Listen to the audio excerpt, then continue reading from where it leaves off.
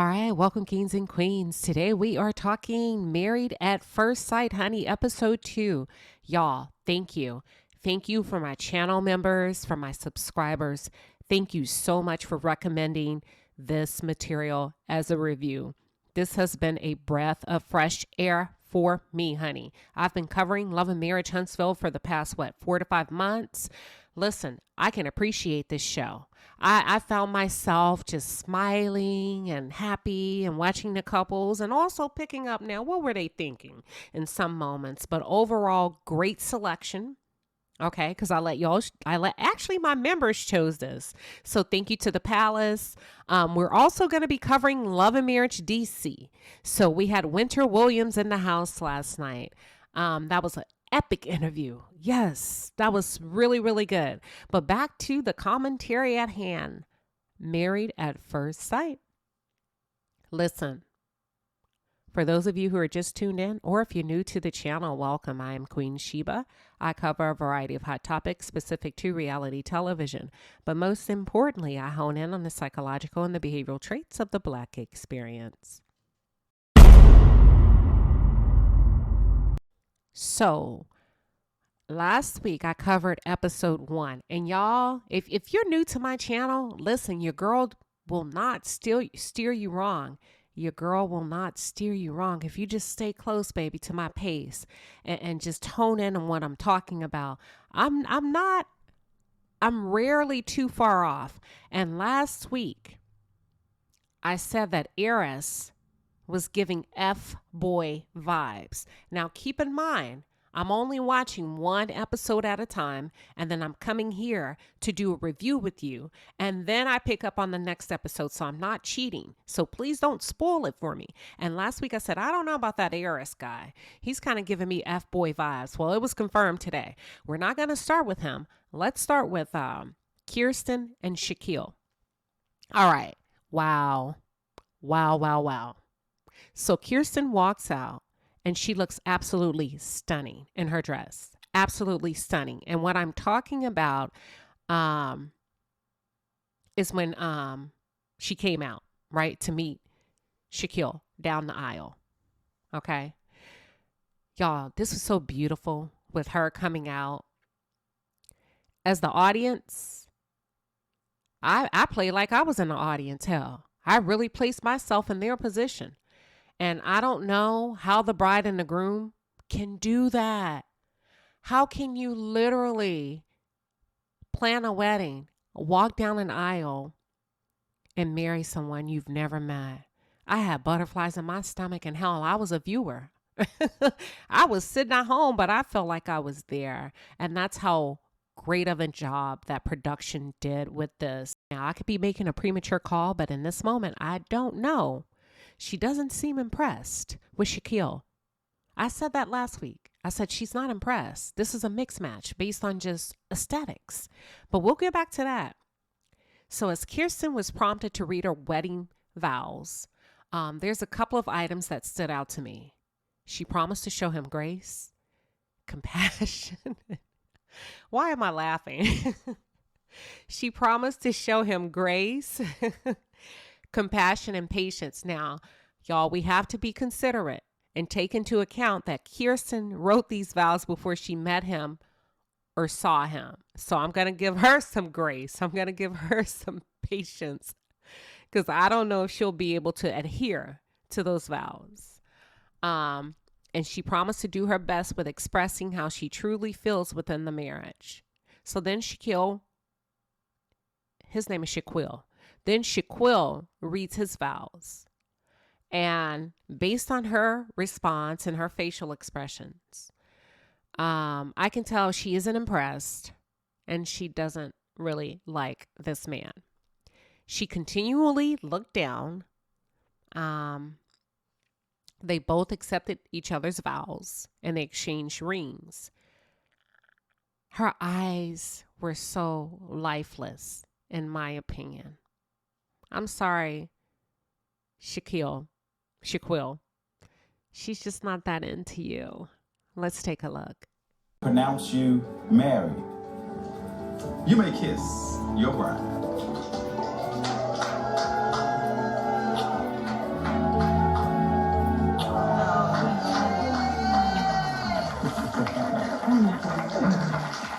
Lord have mercy. Fix it. This wedding never started. Y'all, she curved him and gave him a church hug at the altar. Make it make sense? Oh, that was a cringeworthy moment. Lord have mercy. However, after they went back to have their one-on-one, he did say in his confessional that he appreciates her establishing boundaries and he does not have a problem with her not allowing him to kiss her on the lips. So, hey, if he's okay with it, then I'll be tuned in. I'm okay with it. Other than that, I don't really know what else to say about that moment because that was pretty awkward. In her confessional, Kirsten shared that his age and his bald head are problematic for her. And those are two of the things that she did not want. She did not want a younger man, nor did she want a bald head. Now, my question is, did you keep that to yourself, Kirsten? Or did you convey that to the recruiting team, the casting team that recruited you? And did you also convey that in those extensive interviews? Okay. Now, if you conveyed that and they did the exact opposite, then shame on them. But at the same time, I'm sure you gave them the liberty and the freedom to do as they pleased based on assigning you a match, girl. So if you don't like his bald head and if his age is a turnoff, I'm not sure how much longer y'all can stay in this thing. We'll see. But she says he has 2 strikes. Listen, I'm not mad at her though, right? Because a girl has a right to like what she likes. And I guess it's safe to say that he is definitely physically attracted to her. Oh yeah, I can tell that. I mean, that's obvious, but she is not physically attracted to him. So I guess we're going to have to see how this works and how this turns out. Why don't we move on to Nicole and Chris? Y'all, I've said it before. Chris is one of my favorites on the show. I love his calm and passive demeanor. I like the conservative aura that he carries. I don't know. It's just something about him that exudes through the screen that just lands very well with me from an emotional capacity. I just like him. He seems really safe. Okay.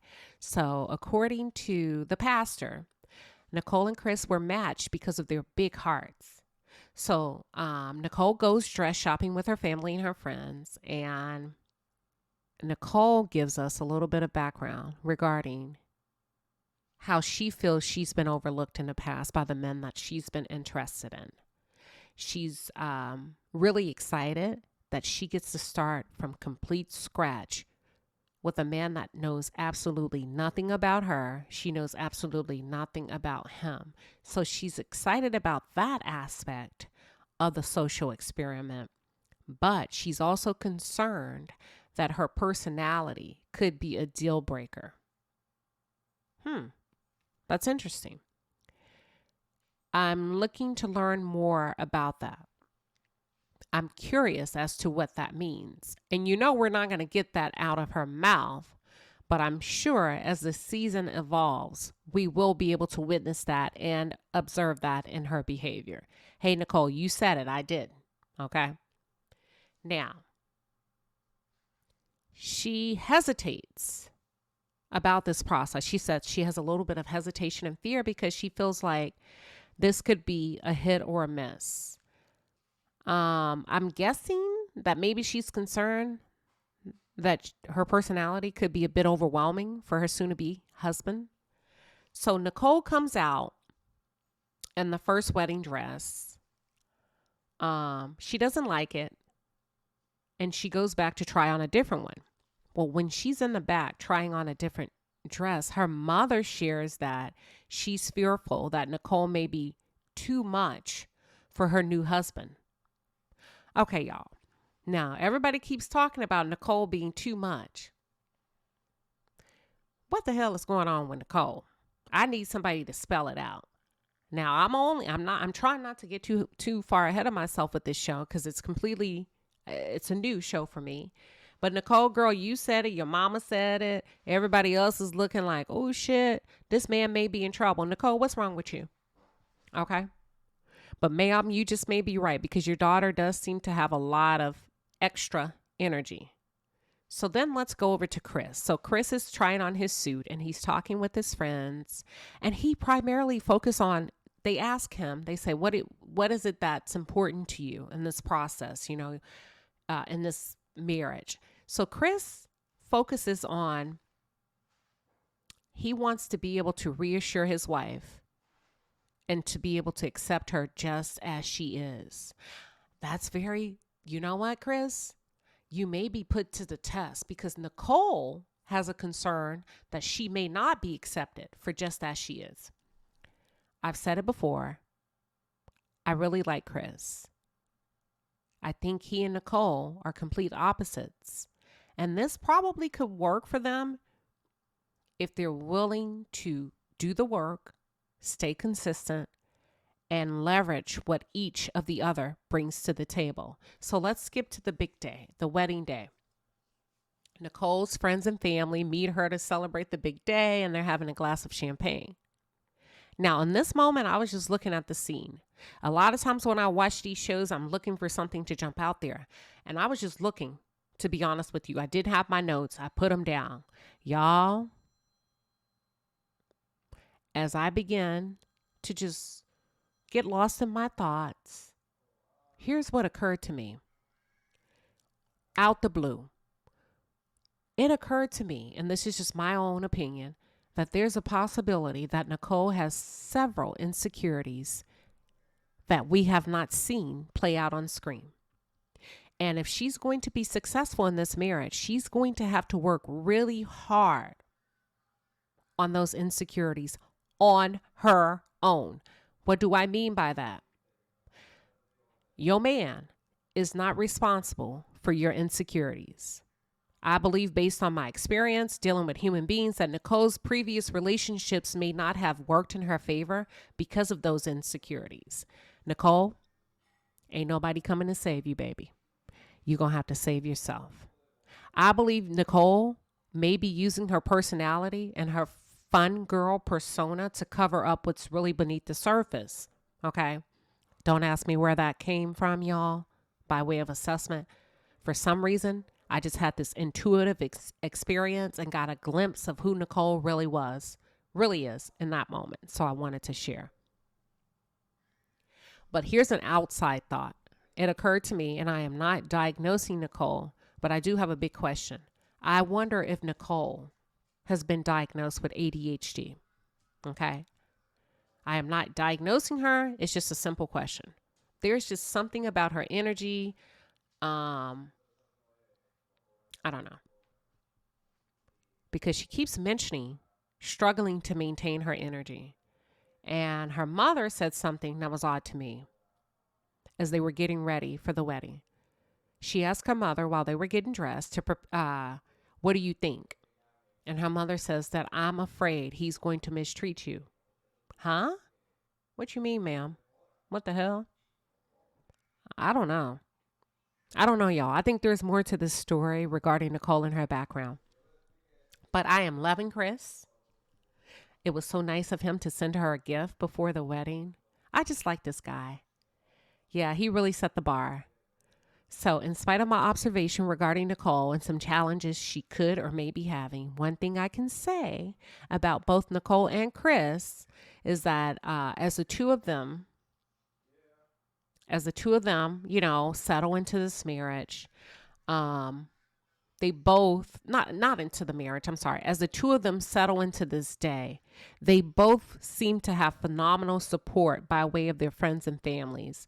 And that's exactly what you need and you want to have in this type of social experiment. So to me, based on this episode, they probably have the most supportive and the healthiest level of support. And because of that, that may increase their likelihood of succeeding with this social experiment if they are both willing to do the work. So I guess I would have to say good job to the matchmakers on this one. Yeah, good job. So when they meet at the altar and they meet each other for the first time, y'all, this is so cute. Absolutely amazing, by the way. Both of them jokingly, before they even met each other, thought, my wife's name is going to be Nicole. And she thought, my husband's name is going to be Chris. And they both shared that at the altar. I thought that was just a really cute moment. I think they're off to a great start. I love the fact that he had a very gentle and a tender look toward her as she was coming down the aisle. I like Chris a lot. Chris, you better not show your ass later on throughout this season, because I will come back and eat you alive in this review. But this was a really beautiful ceremony. I was literally standing in front of my television saying, oh, let's move on to Gina and Clint. All right, Gina and Clint. Ciao. Gina is dress shopping and Clint is shopping for his tuxedo. And Gina says she want to look damn good on her wedding day, okay? And she ain't hiding nothing by way of her shape. She says she worked too damn hard to get her body to the place where it is. She said her butt looks good. Her curves are popping. You know what, Gina? I do not blame you one bit, honey. She said, I want him to see all of this. I want him to know exactly what I'm working with. You know. All right. That's only fair. So Clint, in my opinion, Clint looks so damn smooth and clean, honey, in his tuxedo.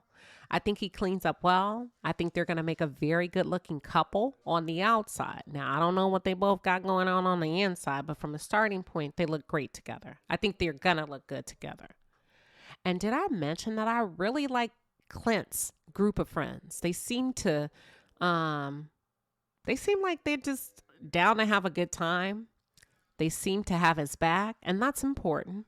They've had nothing but great things to say about him. They're extremely supportive. And when he went to the back to try on a different tuxedo, I really love the conversation they had, because it gave us as viewers a little bit more insight into why Clint is here. Why are you on this show? And his friends were able to do a very good job of explaining that. Clint has had his heart broken probably 2 years ago. So he's looking for love. Okay.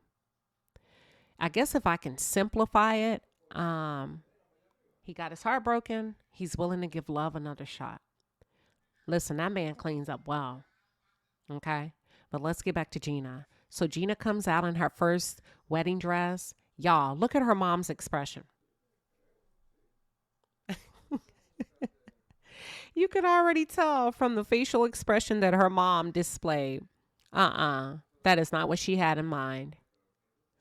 You know, mom, keep in mind your daughter's a party girl now. But that was cute. Her mom did not like that dress. I did. I thought it was cute. But anywho, she ended up picking something a bit more traditional. So on the wedding day, they get to the scene where both Gina and Clint are preparing for their big day. Ciao. I said Clint, he's a looker. But when I really put my finger on it, Clint looks like a redheaded John the Baptist to me. For real, he does. He looks like John the Baptist with red hair. Okay? I think he's full of life. I think he's a free spirit and a ball of fun. You know, we won't see the real deal, unfortunately, and probably until they move in together. Yeah. But let me see. Oh, yeah. So they meet at the altar. And one thing I noticed is that Gina and Clint, they are the first couple that hugged in the initial intro at the altar. Now, initially, I could not tell from the look in his eyes if he was actually interested, because his expression game is on point. And what does that mean? Somebody that has a poker face. So I could not read. But I will tell you what I did pick up. Y'all ready? Ooh, child, he does have a sexy, intense stare. That look in his eyes, those blue eyes. So I think they're going to have great sexual chemistry. I think they're going to have a lot of fun in the bedroom. We grown. By the way, this channel is not for children. So if you are a child, get your ass out of here. This is not that kind. This is for grown-ups. So back to what I was saying. They're going to have a really good time in the bedroom.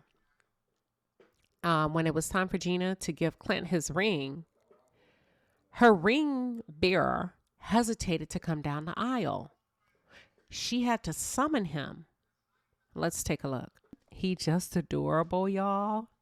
Oh my gosh, I am such a dog person. Let's move on. So, do you know that Clint no, no, no, no. I'm messing up. Hold on. Let me go back. So after they exchanged their wedding vows. I don't know why I'm saying vows.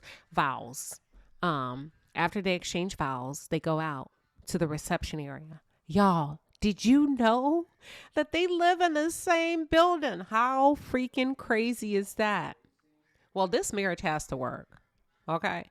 This marriage has to work because if they get a divorce, then one of them has to move. Because how awkward would it be to run into each other on the elevator? That's a no-go. So the final couple that I will be covering is Eris and Jasmine. We're going to move to the dress shopping and the tuxedo selection.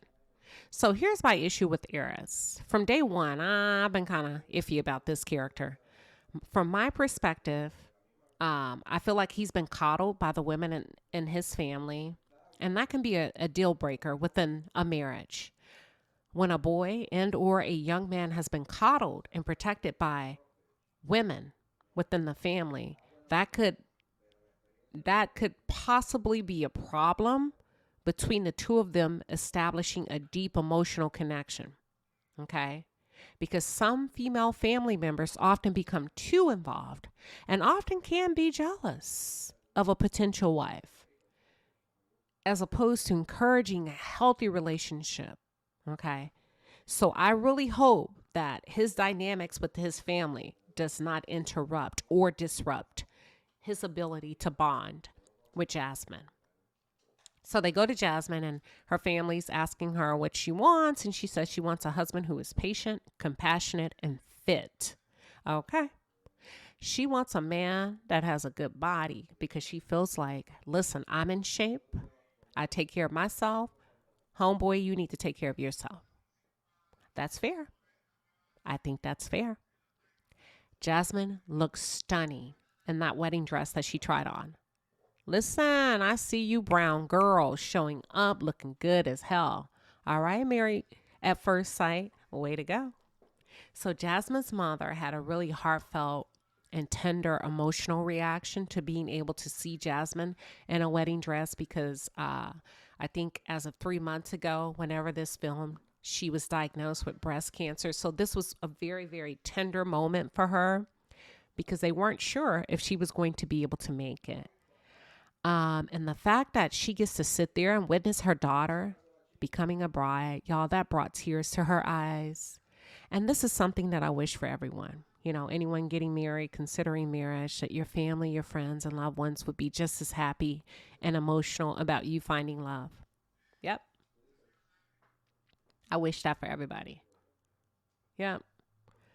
I thought this was a very beautiful and heartfelt moment. Now let's get to Eris. Eris, I've already called it.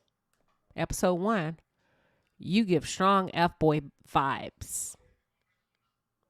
Now, he did say he's ready to leave his F-boy ways behind him. I hope so. I hope so. Because at the end of the day, it's entirely up to you whether or not this marriage will be successful.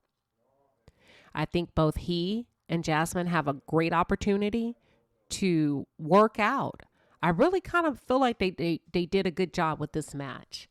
But I think he's going to be the catalyst. I think she's a sweet girl.